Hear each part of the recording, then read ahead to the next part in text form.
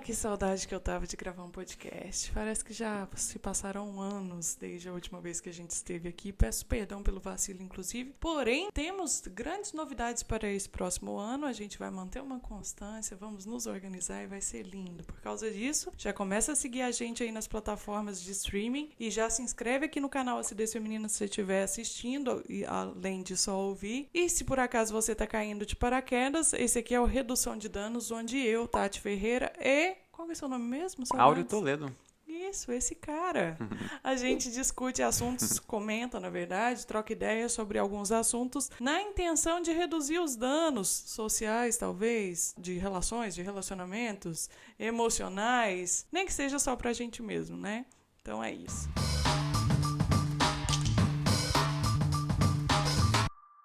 E hoje a gente tem um tema muito especial, não é mesmo, Áureo? Sim, hoje nós vamos discutir um tema que nos foi sugerido por um ouvinte, ou web espectador, eu não me lembro. Não, foi pelo YouTube que veio. Foi pelo YouTube no saque. Discutiu o tema Por que não ter filhos? Mas antes de entrar no tema, eu queria aproveitar e agradecer os nossos ouvintes lá do Spotify, que lá na retrospectiva de Spotify 2020, vários marcaram redução de danos lá nos seus top 5 podcasts mais escutados. Então, muito obrigado pelo carinho aí, pela atenção, por estar com a gente aí. É por conta de vocês que a gente agora quer ter mais regularidade aqui no podcast. Dar uma guinada, né? Obrigado mesmo, gente. Foi muito surpreendente, assim, a gente ficar recebendo na retrospectiva lá em primeiro, segundo lugar. A gente ficou muito feliz.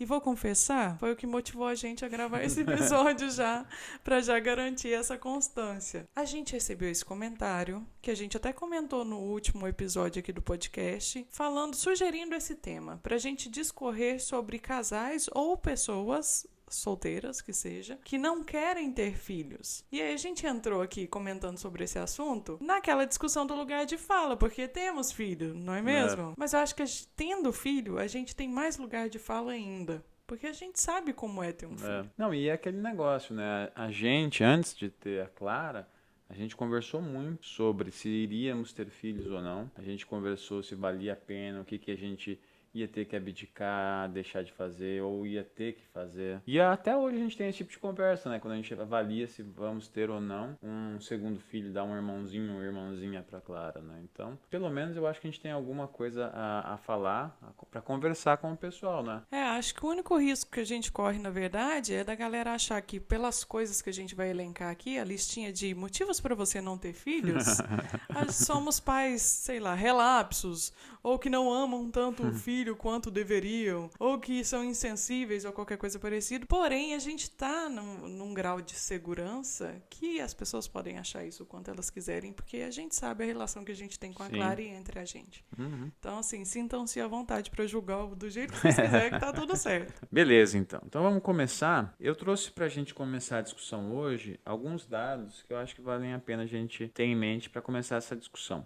O primeiro é uma estatística do IBGE, o Instituto Brasileiro de Geografia e Estatística, que indica que a proporção de famílias formadas por casais sem filhos pulou de 15% para 20% em uma década. Isso já, essa década em análise, para todo mundo saber, é de 2005 a 2015. Né? Isso é um dado que me chamou muito a atenção. E um outro dado, outros dados interessantes são relativos a casais com filhos, né? A participação dos casais com filhos recuou de 54,8% para 48,8% em uma década, em 10 anos também. Dois outros dados que eu acho que são pertinentes aqui para a discussão. O primeiro é sobre os domicílios em que homens vivem sozinhos. A proporção de domicílios em que um homem vive sozinho, isso subiu de 6,8 para 9,1.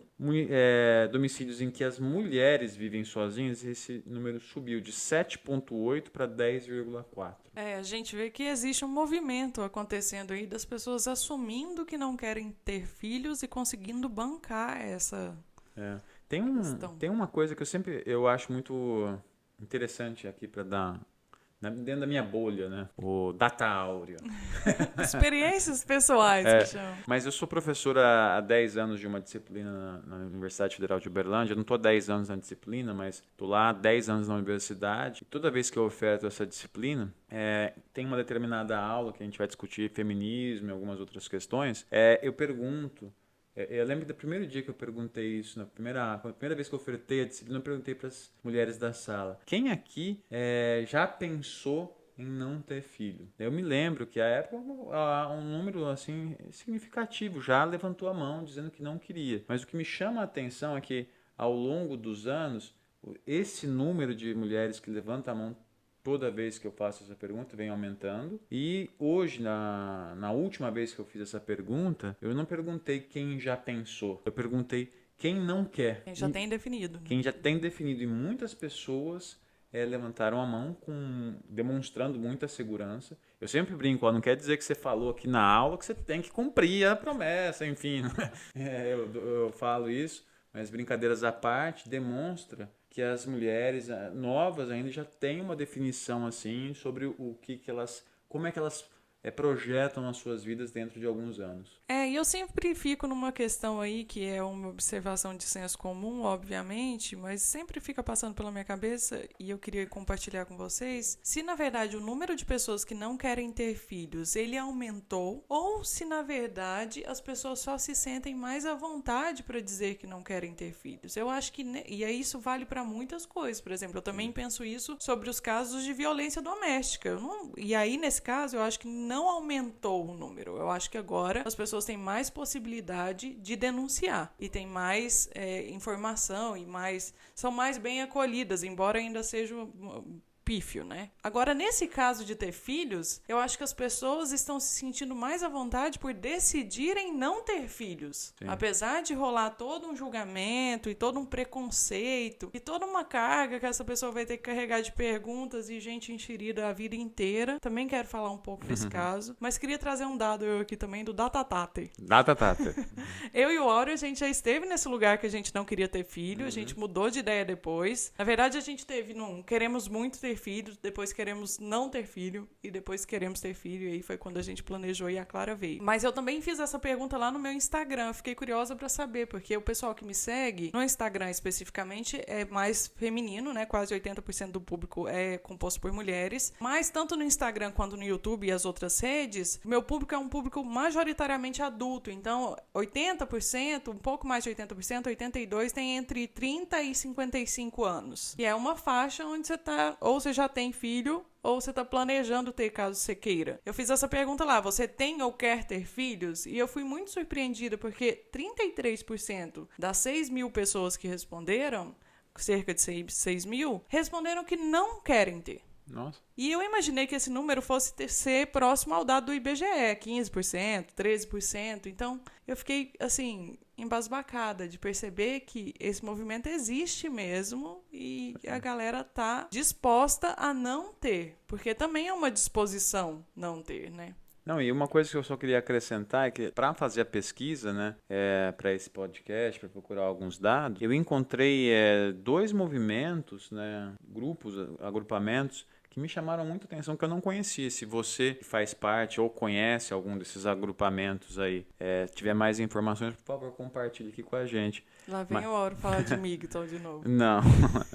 Eu descobri que existem os grupos child free, né, que são os livres de crianças, né, que reúnem pessoas, enfim, que não querem ter filhos. E aí eu vi que existem as comunidades, segundo, isso é o que eu vou dizer da reportagem, tá, gente? Eu não sei se é isso mesmo, porque eu não conheço. Eles são as comunidades mais radicais, são os antinatalistas, que o fato eles são partidários, assim, que a gente não deve gerar novos seres humanos. Se eu entendi direito e se a reportagem faz justiça ao que de fato prega a comunidade, por favor, se tiver alguém aí, por favor, compartilhe com a gente. A ideia é justamente isso, acabar com a raça humana, né? Porque o que a gente está fazendo com o planeta e tal, esse tipo de coisa, é algo que a se considerar. Por isso que são chamados de radicais. Fico triste. Fomos surpreendidos novamente pro lado bem negativo do rolê. Mas, então, enfim, radicalismo é tenso. Dentro dessa discussão, só para apontar, existem esses tipos de ideia, né? Grosso modo, né, eu acho que o que a gente pode encontrar entrar o que explica esses dados, né?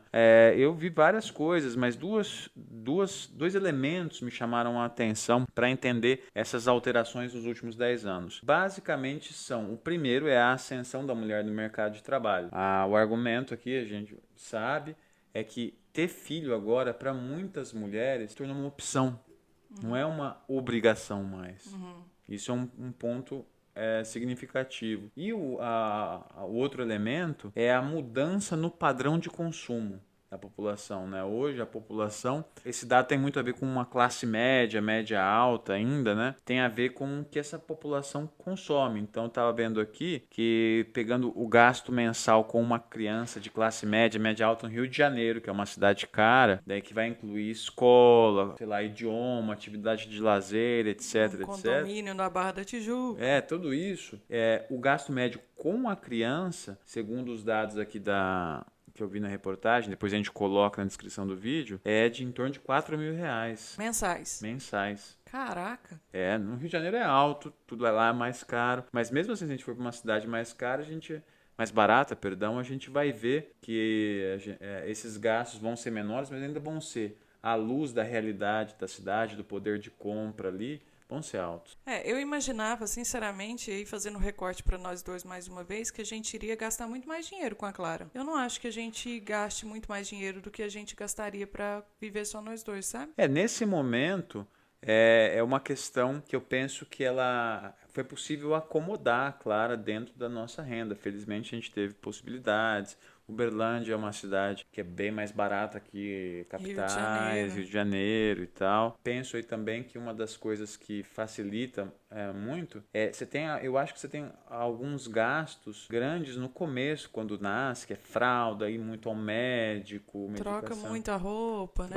Perde roupa muito. Mas eu acho que a tendência aí ao longo do tempo, aí as outras pessoas que têm filhos mais velhos podem dizer isso pra gente, vai ser crescer, né? Porque você vai ter que, se você não conseguir colocar numa escola pública, você vai ter que pagar uma escola, vai ter que, digamos assim, vai ter uma série de gastos assim para a vida da criança, né? Então, acho que a escola e a saúde, né? Se você não quiser utilizar o sistema do SUS ou não puder, ou o que seja, as condições são bem complicadas também, o gasto maior com educação e saúde, né, no final das contas. Sim. Mas eu queria entrar nessa história do preconceito e do julgamento que as pessoas que escolhem não ter filhos passam. E queria mais uma vez trazer para o nosso recorte e dizer para você, não vai adiantar, esse julgamento vai ser carregado com você o resto da vida, porque se você tiver depois vem a pergunta de, nossa, e aí, quando vai ter o segundo?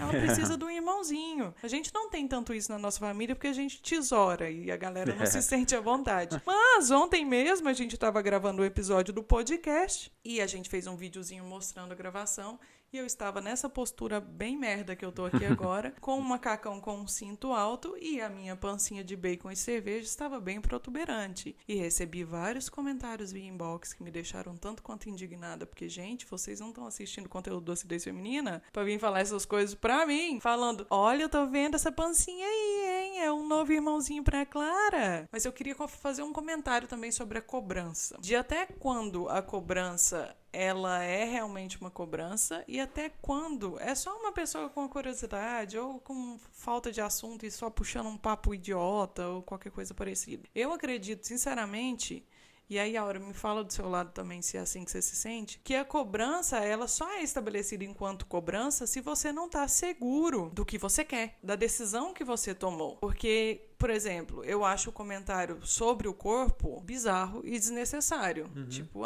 porque eu tô com barriga é gravidez. Ou porque tá vomitando é gravidez, entendeu? Esse tipo de comentário eu acho desnecessário. Mas a pessoa fala, vocês não pensam em dar um irmão pra Clara e tal? Eu acho que é uma curiosidade. Eu só falo agora não e etc. Você se sente pressionado, assim? Você se sentia antes de ter a Clara? Era uma cobrança? Então, eu nunca me senti muito cobrado, não. Eu senti, assim, que em algum momento a questão ia ser colocada, né? Você já está trabalhando, já cumpriu as etapas da sua vida profissional, né? No meu caso, já tinha terminado o doutorado, e vai fazer o que agora, né? Vai ter filho, não vai? Fazer o quê? Vai relaxar, caralho. O que falta para você? Eu acho que isso é que eu vou dar uma viajada agora.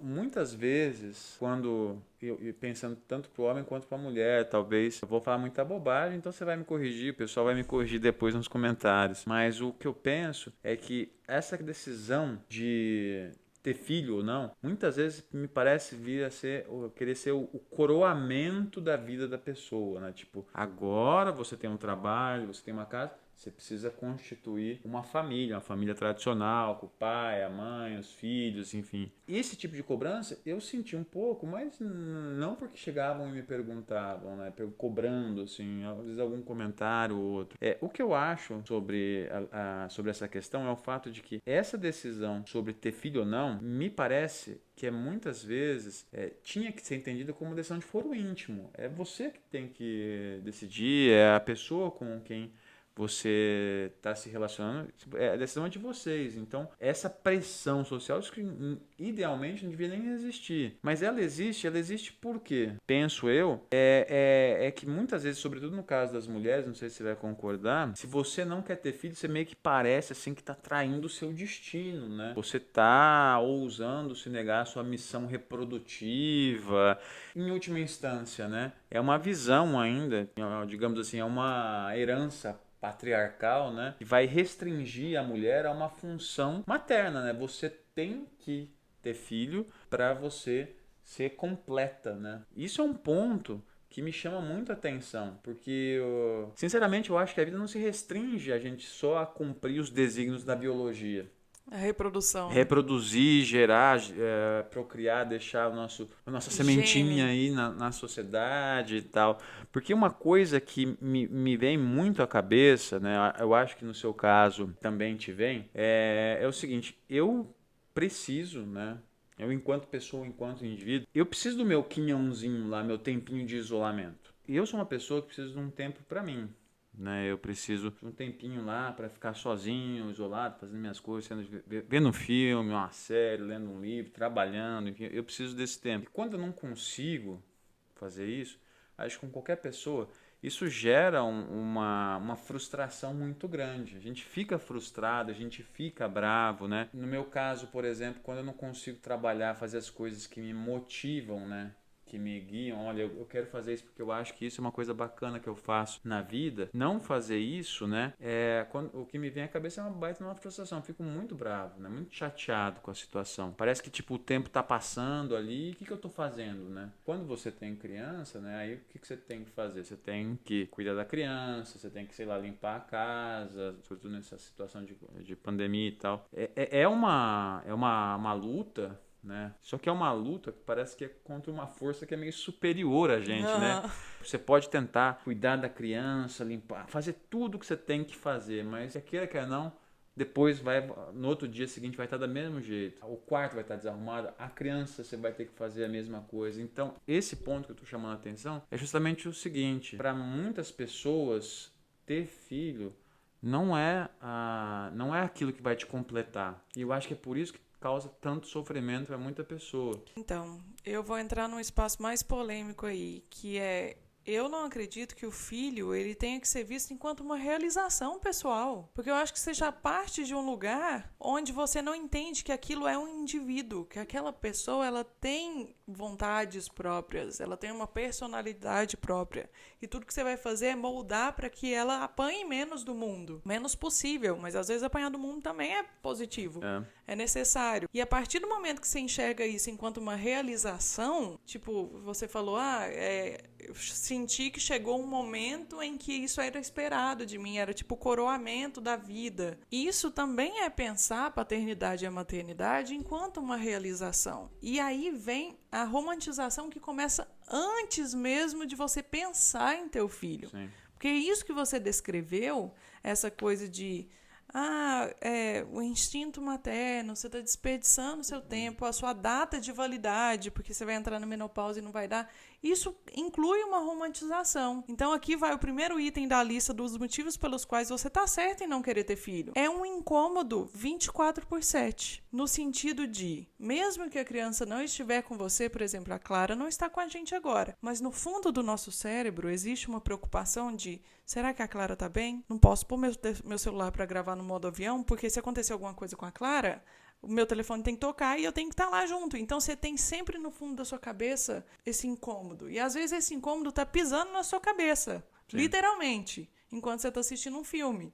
Então, se você não está disposto a ter essa preocupação eterna e intensa, que é romantizada sob a frase é como se o seu coração vivesse do lado de fora de você, que basicamente é esse incômodo, é essa culpa, essa preocupação que você carrega o tempo todo, você tá certíssimo em não ter filho. E o seu Sim. filho que você não vai ter, vai te agradecer pro resto da vida. Sim. Porque você ter não preparado é frustração para todo mundo, inclusive para esse indivíduo que vai nascer. Esse ponto eu acho que é muito importante.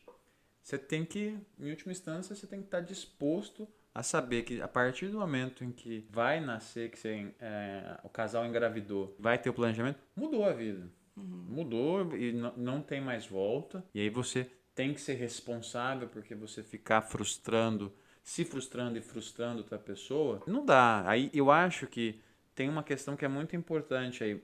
Muito se pensa, e você tocou bem no assunto, muito se pensa a maternidade só como uma realização pessoal, mas a maternidade, a paternidade, sem ter filhos, tem uma dimensão que eu considero que é uma dimensão cívica, porque você vai formar pessoas para o mundo. Então você se torna responsável pela criação daquela criança e da forma como ela vai interagir com a sociedade. Então isso é muito importante. Se você não considera-se ser capaz, responsável para educar essa criança e criar uma boa pessoa para ter uma contribuição para a sociedade, e essa contribuição não digo grandes coisas maravilhosas, mas só ser um bom cidadão, se importar com o outro, ser empático, enfim, etc. Esse é um ponto importante. Tudo isso me chama a atenção como essa questão da maternidade, da paternidade, dos filhos estruturam toda a nossa sociedade. Se você parar para pensar, você disse no começo, né? O que vai acontecer quando você ficar velha? Quem vai cuidar de você na velhice? Muitas vezes a nossa sociedade parte do pressuposto que pro cuidado das pessoas, a família é um elemento importante. E de fato é. Eu não estou negando isso. Mas o que me chama a atenção é que muitas vezes essa questão da saúde das pessoas, enfim, da velhice, quando você joga para a família, você deixa de discutir, por exemplo, política pública para idoso. Excelente. Quanto é que uma pessoa...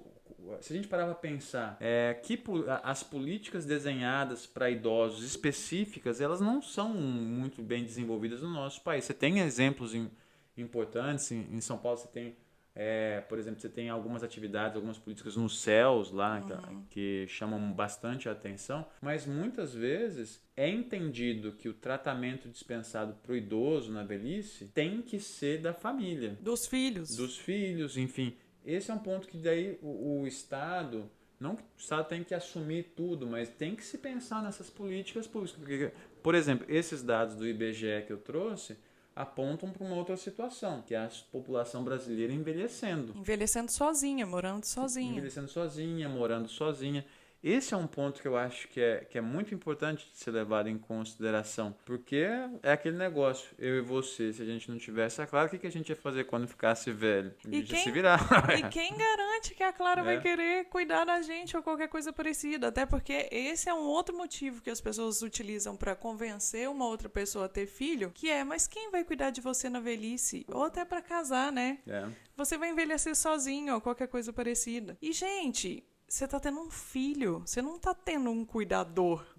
Ninguém garante que essa pessoa vai estar disposta a cuidar de você e nem que ela vai estar lá presente. Porque muitas coisas podem acontecer. E você pode também se transformar num puta pai ou mãe cuzão ao longo da vida e essa criança, esse filho, não querer nada a ver com você na sua velhice. Então, não é um cuidador. Esse é um ponto que eu acho que talvez seja a questão mais essencial. Muitas pessoas... fui lendo aqui para montar o roteiro do podcast, diziam justamente isso. Eu não quero ser responsável por uma outra vida, eu quero ter a minha vida sozinho, eu não quero essa preocupação no fundo da cabeça que você falou. Eu peguei uma outra matéria aqui que elenca alguns motivos das pessoas para não ter filhos. E justamente um desses, o primeiro é esse que você falou, não quero ter filhos, não quero me preocupar com isso. Eu acho que tem um outro motivo também que na verdade as pessoas às vezes não se dão conta, mas conversando com uma ou outra pessoa da sua bolha, do seu círculo de amigos, você vai perceber que isso está lá como base da justificativa, que é um preenchedor de um buraco. Tipo assim, não, tá faltando alguma coisa na minha vida. Eu preciso preencher esse buraco que eu tô sentindo. Vou ter um filho. E você percebe que essas três justificativas, esses 3 motivos que eu disse aqui, os 3 não enxergam a pessoa que está para nascer como um indivíduo. A gente escuta muito falar, nossa, será que eu estou sendo egoísta por ter decidido não ter filhos? Ou o próprio julgamento de quem resolve não ter filho é muito egoísta? Cara, tem coisa mais egoísta do que você dizer, é uma realização pessoal. Ou é o meu preenchedor de buraco. Ou é o cuidador que eu quero para quando eu tiver 70 anos. É muito mais egoísta do que você dizer, não quero ter filho porque eu não quero ter essa responsabilidade, essa preocupação. E aí, vamos entrar no aspecto do sonho, porque eu fico muito triste quando eu escuto que realizei um sonho, sempre foi o meu sonho. Primeiro porque, mais uma vez, corrobora essa história de não enxergar o filho enquanto indivíduo e coloca em cima daquele indivíduo uma série de expectativas que às vezes nem condizem com os desejos deles, com as vontades que ele vai ter ao longo da vida. E mais uma vez, o filho enquanto realização de um sonho faz parte de toda essa romantização da maternidade e da paternidade em si. Não é um sonho, é um desejo. É uma vontade que você tem de educar uma outra pessoa, de formar outra pessoa, de compartilhar com ela uma grande parte da sua vida, no dia a dia e na formação e enfim. Eu acho que aí tem uma questão que muitas vezes as pessoas confundem mesmo. Tem muitas pessoas que pensam no desejo, na realização do filho como uma realização para si, pessoal, e tem outras pessoas que aí acho que tem uma relação muito mais saudável, que é de trazer o filho para criar, digamos, ter uma comunhão na família, de ter companhia, mas saber que em algum momento aquilo vai mudar. A criança vai virar um adulto e vai buscar seu rumo. Por exemplo, é muito legal quando nós 3, eu, você e a Clara, estamos na sala, a gente vendo TV, a Clara pulando no meio da gente. Às vezes é chato porque ela acerta uma pesada aqui, acolá, mas é legal esse cotovelo momento. No olho. Esse momento que a gente compartilha junto, isso é muito legal. E isso talvez hoje, depois de... A Clara vai fazer 3 anos, talvez seja, acho que a coisa que mais me enche o coraçãozinho, assim, é poder compartilhar o tempo com a gente, né? Como eu, você e a Clara. Agora, a pessoa que enxerga o filho enquanto uma realização e coloca muita expectativa em cima da criança, né? Essa acho que vai sofrer demais porque o filho vai ter vontades próprias, o filho não vai ser o que ela necessariamente não vai ser o que ela gostaria, e se o filho quiser cumprir as expectativas dos pais contra a sua própria vontade, aí vai ser uma criança frustrada também. Vai sofrer e vai causar sofrimento, né? Então, o segundo item da lista aqui é: sua vida vai mudar para sempre. Porque essa é uma frase que quando você está discutindo com as outras pessoas ter filho ou não e o pessoal está palpitando na sua vida, ninguém fala. E se você pergunta se muda muita coisa, a pessoa fala, muda, é bem diferente, mas nunca você vai sentir esse amor, que é o amor real. Você tem que experimentar o amor de verdade. Você só consegue experienciar isso se você tiver um filho, que é um outro negócio que eu preciso problematizar aqui. Que sim, o amor é diferente. Assim como é um amor diferente entre um casal, entre amigos, entre irmãos, entre, sei lá, tem mais amor que dá pra falar? Sei lá, um amor por mundo. Por sobrinhos, enfim. São amores diferentes e é tão subjetiva essa história de amor pra você querer colocar ela dentro de esse é o amor verdadeiro e esse não é. Até porque, gente, convenhamos, se esse amor verdadeiro fosse algo que surgisse com a criança saindo de uma barriga, a gente não teria tantos pais abandonando seus filhos por aí. Tantas mães que mesmo com o dito instinto materno, quando a criança sai da barriga, não conseguem se reconhecer e não conseguem criar o vínculo e conviver com essa criança e acabam abrindo mão, abandonando também. Então, fica com isso na sua cabeça. Sua vida vai mudar e você nunca vai conseguir voltar para a vida anterior. Esse é um ponto que é muito positivo, porque você pensa, essa questão de assistir o desenvolvimento, de estar junto, de se reconhecer na criança, que é muito legal também, que é egoísta pra caralho, mas você se reconhecer na fala dela, nas atitudes dela, na própria feição, mas ao mesmo tempo, a gente sente saudade da nossa vida pré-clara, não sente? Sente, vixe, sente. Em vários momentos a gente fala, nossa, imagina. Sim, sente. Ou lembra daquilo e tal. Não tem nada a ver com ela, viu, Clara? Se você estiver escutando isso com 15 anos de idade, isso não tem nada a ver com você. E você vai compreender isso, porque a gente vai te criar para entender exatamente esse tipo de coisa que a gente está falando.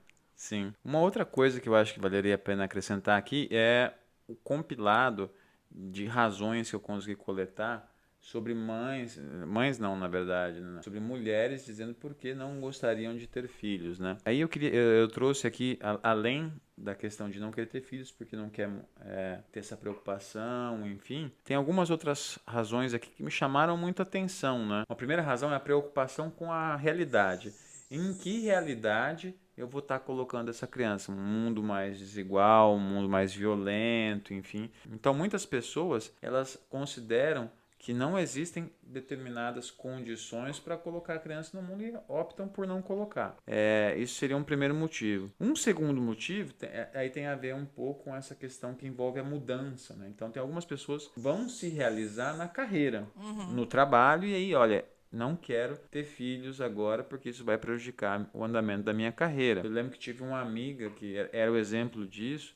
Muitos casais optam por não ter filhos ou só ter um filho por preocupações financeiras, arcar com as despesas, né? Então esses são alguns dos elementos que aparecem aí nas falas das pessoas quando elas vão dizer por que não querem ter filho. E a gente compreende todos esses, né? Sim. Tendo filho e pensando num segundo, todas essas preocupações passam pela nossa cabeça, assim. Não tem nenhum argumento aqui desarrazoado, né? Todos fazem sentido. A grande questão aqui, né, me parece ser que muitas vezes você mobilizar esses argumentos aqui, né, nem precisaria ficar mobilizando argumento para justificar uma coisa que você não quer. Não precisaria mesmo. Deixa eu falar outro motivo pelo qual eu acredito que algumas pessoas têm filhos, optam por ter filhos, optam, né? Optam, não sabe nem conversar, tá gravando podcast, pensa o quê? Que é a intenção de salvar um relacionamento. Nossa Senhora. Pode ser que a pessoa nem diga isso da boca pra fora, porque ela tem algum tipo de noção, mas tem muita gente que realmente não tem noção e fala. Sim. Que não, eu tive porque eu achei que ele fosse se acertar, ou que a gente fosse se acertar de alguma maneira. E mais uma vez, né, gente, olha o tamanho da carga que você tá colocando numa criança que mal consegue abrir os olhos, que não consegue sustentar seu próprio pescoço, e você já tá botando essa mala de roupa suja que você deveria estar lavando entre você e o seu esposo ou sua esposa nas costas dessa criança que não se sustenta sentada. É muito bizarro isso, muito. Eu acho que, na real, o julgamento ele deveria ser contrário. Quando alguém falasse, não, resolvemos ter um filho, estamos tentando, você sentaria e falar, mas é para salvar o seu casamento? Mas é para uma realização pessoal? Vamos para um outro tema aqui, que foi uma pesquisa que eu fiz lá na enquete, no meu perfil também, Acidez Feminina, no Instagram. Eu fiquei curiosa para saber, no Datatata lá, se as pessoas já conversaram ou não sobre ter filhos com seus namorados e esposos e tudo mais. Mais uma vez fui surpreendida, porque eu esperava que a taxa da porcentagem fosse bem menor. E 17% dessas quase 6 mil pessoas que responderam essa enquete disseram que não conversaram ainda. Não conversaram? Não conversaram. Eu não sei porquê, mas eu acho que esse é um papo que você tem em um mês, sabe? No primeiro mês você já pergunta, você quer ter filho? Não quer? E esse é um papo importante, porque em última instância causa um bloqueio estrutural na relação, né? Eu quero estruturar a relação de uma forma, você quer de outra, enfim. E tem gente que só vai conversar sobre isso na hora que vai casar. Ou juntar, morar junto, alguma coisa assim. Você já tá com tudo preparado, vai acontecer, e aí você fala, e aí, você gostaria de ter filho? E, gente, isso é determinante. Não adianta você ficar esperando que a outra pessoa vá mudar de ideia. Posso trazer This Is Us nessa conversa? Claro. Porque, nossa, gente, minha vida tem sido This Is Us. Fiz até um vídeo pro canal outro dia, você vai lá assistir. Mas é um exemplo muito bom, porque tem um episódio em que o cara fala pra menina que mudou de ideia, que prefere continuar com ela, mesmo ela não querendo ter filhos, do que ter filhos. filhos. E à medida que ele vai vivendo os próximos 2 dias, você percebe que claramente não é isso. Que ele claramente quer ter filho e tá só tentando passar por cima na esperança de que ela mude de ideia. E, velho, esse não é o tipo de coisa que você fica esperando a pessoa mudar de ideia. Não é mesmo. Porque você tá desperdiçando o tempo dela, o seu tempo, para poder encontrar uma outra pessoa, viver outras coisas. E, no fundo, você sabe que tá fadado ao fracasso. Mesmo que vocês não vão terminar, mas tá fadado ao fracasso no dia a dia, no relacionamento cotidiano. Sim, e isso é fundamental. Esse eu acho que é um ponto que tem que ser muito bem conversado, porque muitas vezes, eu não tenho dúvida que acontece, de uma pessoa tem muito desejo de ter filho, e a outra, às vezes, nunca parou para pensar, não tem noção do que vai acontecer, e às vezes, não, beleza, vamos lá nessa, assim, tipo, pensa como eu vou atender o desejo dessa pessoa, da minha companheiro que tá aqui, vou atender porque, enfim, o cara é tão legal, mas não avalia, e aí depois, quando chega o momento que tem que assumir as responsabilidades, tudo aí vê, puxa, que cagada que foi, né? Infelizmente isso acontece. Com alguma frequência. Tá aí mais um item pra você colocar na sua listinha aí de motivos para não ter filho e explicar para todas aquelas pessoas que vierem conversar, que é, mesmo você tendo conversado tudo que você precisava conversar, mesmo você sabendo todas as coisas sobre o seu parceiro, de como, e tendo todas as expectativas de como ele vai ser um bom pai ou uma boa mãe, a chance de você ser surpreendido é muito grande. Sim. Porque mesmo que você tenha consciência da responsabilidade, do quanto a sua vida vai mudar, do quanto é uma formação, do quanto aquele é um indivíduo com personalidade, e sabendo todas essas coisas, na prática, pessoal, é muito mais complicado e muito mais pesado. E conseguir conciliar todos os seus outros desejos profissionais, de ser útil para a sociedade, de conquistas materiais ou o que seja, com essa formação, com essa educação que você tem que dar, é muito, mas muito puxado. Com quarentena, então, não preciso nem falar pra vocês. É muito tenso. Você não poder contar ou não se sentir à vontade para contar com uma rede de apoio. Mesmo com a rede de apoio, você tem que controlar como a rede de apoio vai seguir a educação com o seu filho. Gente, é treta atrás de treta. É, muita treta. E você pode ser surpreendido acreditando que tal pessoa que você tá junto vai ser um ótimo pai ou uma ótima mãe, e não vamos ver, meu amigo. Essa pessoa foge pela tangente e você vai viver com mais essa frustração. Essa é uma decisão muito importante no sentido de que você pode ter a confiança, a máxima confiança no seu companheiro, na sua companheira, mas em última instância, depois que nasce, a pessoa pode, muda uma chave, assim, ela pode ser totalmente diferente. Eu ainda arrisco a dizer que mesmo você confiando, vivendo, conhecendo a pessoa, é uma aposta, né? Você aposta que fulano vai ser um bom pai, uma boa mãe. Pode ser que você esteja muito correta, enfim, que você conheça profundamente a pessoa, ela se torna um bom pai ou uma mãe. Mas não é incomum acontecer, infelizmente não é incomum, daquela pessoa que você considera, puxa, vai ser um bom pai para os meus filhos, uma boa mãe para as minhas filhas, chega na hora, ela não é, infelizmente. E às vezes ela nem tem o controle, às vezes dispara nela um pá de gatilho de coisas que ela viveu na infância com os próprios pais, e ela não tinha se dado conta até aquele momento, e ela só começa a repetir essas coisas. E aí ferra muito. O ideal é não ter expectativa, viu? Se você resolver. Ou melhor, tem as piores expectativas, que aí tudo que vier é positivo. Vou falar só mais um dado aqui do DataTater pra gente ter isso em mente e vocês levarem essa discussão aí pro relacionamento de vocês ou com os amigos. Lá no DataTater, no @acidezfeminina, 45% das pessoas responderam que é sim importante casar ou morar junto antes de ter um filho. Casar ou morar junto? É. Morar junto eu acho que seria bom, né? É recomendável. Agora, casar, aí tem muito a ver com os valores das pessoas. Você tá se defendendo, né, Aura? Que até hoje não. Tô brincando. Piada interna só pra quem já tá aqui há muito tempo. Mas eu acho que é importante ter, sobretudo pra, acordar de madrugada, pegar a criança, ajudar, enfim, eu acho que é importante. Dividir tudo. Dividir as tarefas, porque dá trabalho. Opa, se dá. Bom, então vamos pro saque. Eu trouxe alguns comentários aqui que eu acho que são bacanas. Primeiro comentário é do Thiago Araújo. Thiago Araújo diz: Ô Tati, uma boa dica pro áudio é usar o microfone da forma correta.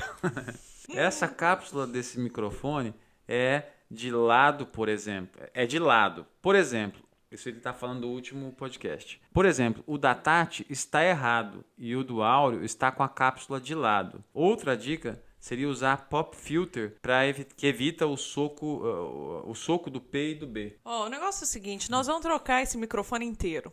Porque a gente cansou de pelejar com esse microfone. Então, dicas de microfone, mandem aí, ó, nos comentários. Inclusive, já manda o link pra nós já clicar e comprar direto, porque nós queremos as coisas mastigadas aqui. O Mineirês baixou, né? Não posso passar raiva que o Mineirês baixa na velocidade Mas, extrema. Thiago, obrigado. A gente vai resolver isso. Agora esperamos aí pra temporada 2 do podcast. A gente tá com microfones melhores e saber manejar melhor os microfones também. Obrigado, viu, por esse soco no estômago que você deu. Usem direito o microfone. E estamos usando errado hoje, porque o editor elogiou a qualidade usando assim. Então vocês cheguem numa conclusão e mandam o link pra nós. Esse é o primeiro comentário. O segundo comentário é o seguinte, só lembrando, né, que o último podcast foi sobre autocuidado. E aí a Maria Gabriela comentou: homem tem o maior orgulho de dizer que nunca ficou doente. Só porque passa anos sem somatizar nada. Aí, quando somatiza, é direto pra cova. Da UTI pra frente. Mas eu acho que, de fato, tem essa questão, né? Que o homem, assim mesmo, não somatiza, ele é forte, ele aguenta tudo e tal. Uma hora explode, né? Visitar o médico, aparentemente, faz com que você te deixe broxa, sei lá. Ou fique sem testículos, deixa de ser macho, não sei o que acontece. Não, e esse é um comentário que eu vou fazer que eu acho engraçado. Eu faz alguns anos já, um par de anos já, que eu tomo finasterida, o remédio para queda de cabelo, né? Se minha família todo mundo é careca, eu não queria ficar careca. Alô, Conar, não é uma propaganda.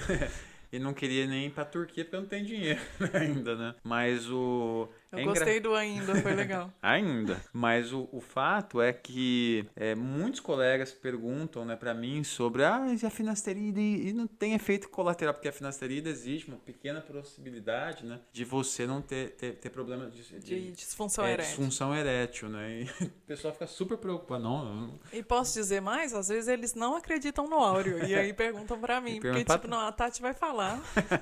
Mas... Tá tudo bem, viu, gente? Tá tudo tranquilo. Tá beleza, viu? Outro comentário é da Amanda Gonçalves. A Amanda comentou: cuidado de si. Conceito de Foucault sendo colocado em prática por Menino Oro. Sobre métodos contraceptivos, ainda recai sobre a mulher. E aí, se rola porventura uma gravidez, a culpa é de quem? De quem? Já vi homem... Quem tem o útero. Já vi homem falando: mas eu pensei que ela tomava anticoncepcional. Ela coloca entre parênteses: DST não existe nessa cabeça masculina. Bom, o machismo afeta homens também. E o padrão de beleza masculino existe. Esse dado da vergonha do corpo está aí comprovando isso.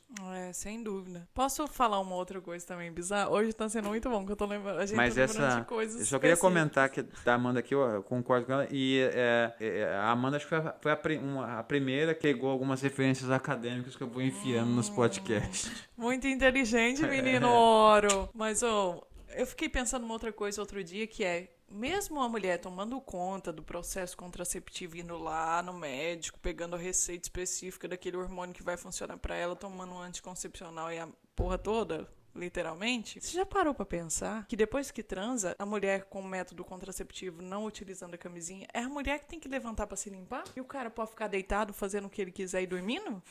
E a gente que tem que levantar e tomar banho, dar um jeito naquilo que tá lá dentro da gente, ou fora, ou em todos os lugares? Muito injusto o mundo. O mundo O último comentário, eu gostei bastante desse comentário. O comentário do Rafael Oliveira. O quê? Você gostou bastante? De 0 a 10, qual que é a nota? A nota? Não pensei em dar nota pro Rafael, mas eu gostei porque ele mostrou uma atitude que eu achei muito legal aqui. Ele questionou os dados que a gente trouxe, né? Ele apontou e fez alguns comentários bastante pertinentes. O Rafael comenta o seguinte, ele falou assim: primeiro ponto, Menino Áureo disse: a cada 3 pessoas que morrem no Brasil, 2 são homens. Ele coloca: me parece um dado estatístico fora de contexto. Poderia, por favor, deixar na descrição o link para a página que mostra a estatística? Depois eu fui checar, não estava de fato o link. A gente vai colocar lá depois, Rafael. A equipe falhou, desculpa. Mas só para te contextualizar, esse número é relativo à mortalidade no Brasil. Por causas naturais ou não tem causa mortalidade entre homens geral. E mulheres, né? Quando tá falando sobre a mortalidade de homens, é para ilustrar. Então esse é o dado estatístico, mas depois a gente coloca o link lá. Mas isso é um ponto importante, que muitas vezes a gente toma de barato alguns números, né? O Rafael pediu: olha, eu quero saber de onde que tá vindo. Arrasou. E o segundo ponto, ele diz o seguinte: Menino Áureo disse, 40% das mortes dos homens são por causa de câncer e doenças cardíacas. Verdade, eu achei esse dado. Ele foi buscar o dado. Rafael, vou te contratar pra ser o quê? Como que chama aqueles pessoas que conferem os dados? Isso mesmo, esse nome que você tá pensando agora. Aí ele colocou o seguinte: deu maior ênfase nesse dado, mas ele coloca alguns pontos. Menino Áureo não disse. 45% das mortes das mulheres são por causa de câncer e doenças cardíacas. Esse dado ele deixou passar, deve ter sido sem querer, com certeza. De fato, esse dado, Rafael, não estava na matéria que a gente usou. Eu, particularmente, não conhecia esse dado que você trouxe, né? O dado masculino dos 40%, eu acho que tem que ser lido em relação à mortalidade masculina. O dado que eu tinha sobre a mortalidade feminina, né, das mulheres, né, com a morte de mulheres com base em doenças, é que eu vi que no Brasil tem um total de morte por conta de doenças cardiovasculares, no 2019, salvo engano, foi de 357.770 pessoas e desse total 47,3 foram mulheres. Do total de pessoas que morreram por causas de doenças cardiovasculares, desse total 47,3% foram mulheres. Ou seja, ainda morre mais homem por causa de problemas cardiovasculares. Os homens morrem mais ainda. Esse é o dado que eu sabia que eu tinha. Então, esse dado que você passou não tinha, o dado que eu tinha era esse, de que das doenças cardiovasculares, desse total de mais de 350 mil pessoas, 47,3% são mulheres. E tinha um outro dado também que eu fui ver, considerando os tipos de câncer no ano da pesquisa, houve 227.920 mortes e destas, 47,7% são mulheres. Então é a mesma coisa, 53% masculino. Esse era o dado basicamente que eu tinha, mas eu gostei bastante desse comentário do Rafael porque mostrou um instinto de desconfiar, de querer saber mais detalhes, o que é muito importante, sobretudo nessa conjuntura em que de fake news, que a gente escuta um monte de bobeira o tempo todo. Desconfiem, gente, inclusive da gente. E aí, Rafael, a nota é 10. Arrasou, Rafael. Nota manda mais. 10. Mas é isso. Excelente, gente, eu gostei demais de conversar sobre esse assunto. Se vocês quiserem que a gente continue esse papo, fica por aí, se inscreve no canal, deixa o seu like aqui se você estiver no canal, segue a gente nas plataformas e aí vai dar certo, vai dar bom. Indiquem microfones aí que já é metade do caminho. A gente vai ter uma consultoria também com uma galera aqui, porque somos essas pessoas que gosto de especialistas. E é isso, gente. Obrigado por vocês terem ficado até agora. Segue lá o Áureo em @AureoToledo no Instagram e aqui também no YouTube /AureoToledo. Me segue aí nas redes sociais também, @acidez feminina, e vamos continuar esse papo. Tchau, tchau.